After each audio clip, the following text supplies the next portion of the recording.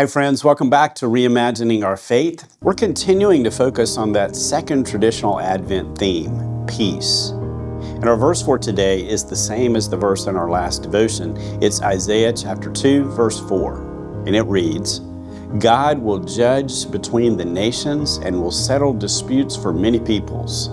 They will beat their swords into plowshares and their spears into pruning hooks. Nation will not take up sword against nation, nor will they train for war anymore. Now we should say Isaiah isn't naive. He's not a Pollyanna prophet. The vision of weapons of war being turned into agricultural tools, images of death dealing turned into food producing, that's a promise for the days to come. Yes, this picture may not be our experience of life today, but it shows us God's plan for the future. And here is our truth for this Advent season. Biblical visions in both Testaments, the New and the Old Testament, they come to us from the future. But their purpose is to shape today, to shape the days in which we are living right now.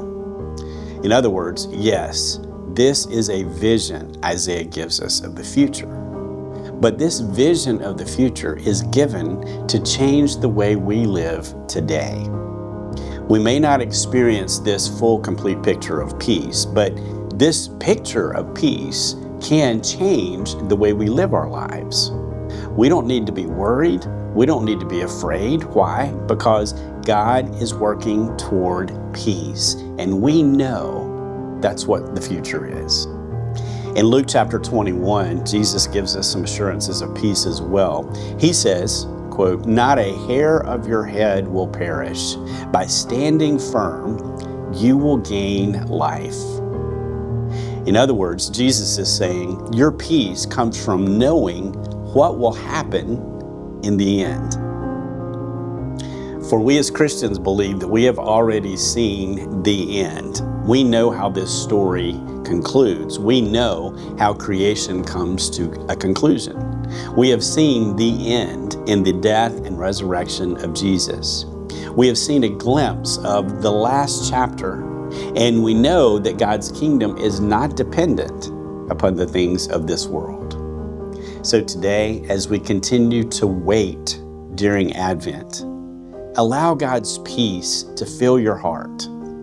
Allow God's peace to consume your day. For we know what God is working toward. We know who holds the future. So today, God can help us reimagine our faith.